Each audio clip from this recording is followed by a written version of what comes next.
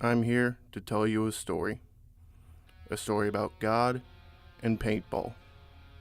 This is the story of Paintball Junkeez.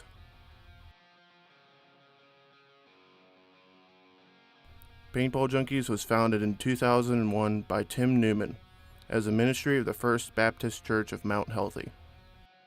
That actually started back when I was 22 at the time, I believe, and I felt like God was telling me to do something. What it was, I wasn't sure. Some time went by and I had some buddies who were playing paintball at the time. So I thought, that sounds fun, I'm gonna do that. So I bought some equipment, and after I bought the equipment, they stopped playing. Great, figures, here we go, now what? Well, I knew a few of the younger youth here at the time, and I thought, well, maybe they like to go play, just hang out in the back and shoot each other up. And we did that for about a year, and I thought, you know what? Maybe I could do this as a ministry. So we went back and tried it out the first year, and I think we had a whopping 12 people the first year. And the first time I did devotional, I was nervous as could be, scared to death, but it went all right. I thought, all right, maybe we can do something with this. And then, sure enough, 13 some odd years later, I felt like it did pretty good. Tim was the leader of Junkeez on the paintball side and on the religious side. In addition to coming up with fun match types, he also gave a devotional speech. These speeches were done at lunch and covered stories from the Bible. Some told were Adam and Eve, Jonah and the whale, and the story of Jericho. Jericho, in addition to being a Bible story, also happens to be a huge 2-floor fort in the middle of the Junkeez Field. It even has its own match type named after it, by the name of Jericho Assault. Jericho Assault was where one team defended the fort from the other team, which could attack from just about anywhere they wanted to. My favorite match type had to be probably Jericho Assault, just because of, it was really fast. Everyone, whether you're defending or whether you're, on the attack, there's always that kind of moment where you're just waiting for it to happen.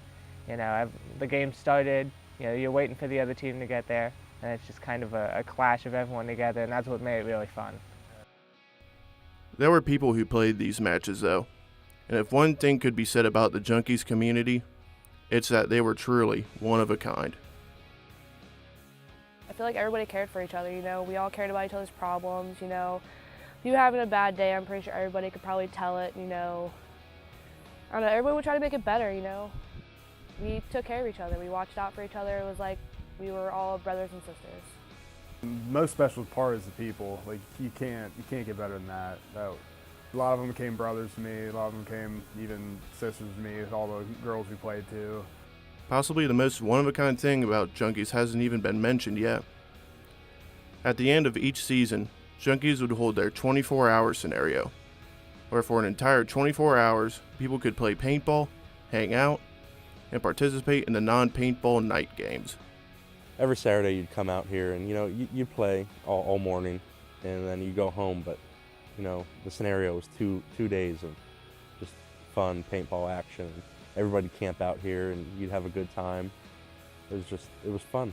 My best moment, there would probably be moments every year when we had the 24-hour, just because we got to spend the night, always had night games, everybody was up to no good, and I don't know, those were always fun. Then it happened, like a bolt of lightning from a clear blue sky. It was announced in 2013 that it would be the last full year of Paintball Junkeez. I felt like my heart was broken. Like this was like my life here. Like this was all I did over summers. Because I lived right down the road. Like this is where I wanted to be, like to escape from everything else and all. And like I was so sad. Like I know I shed a couple tears when I heard about it closing. I was a little taken aback because for 5 years this place had become home, and it was hard. It's still hard today because I don't get to play paintball as much as I want to because this place isn't here anymore. That's a tough question, it really is, and I don't say that lightly, because I know a lot of people are going to watch this and they're going to want to know this. That 2001, like I said, is when I started this. That's the same year I was married. My wife did not know a marriage without Paintball Junkeez. I've got 2 children now, and they did not know a father without Paintball Junkeez.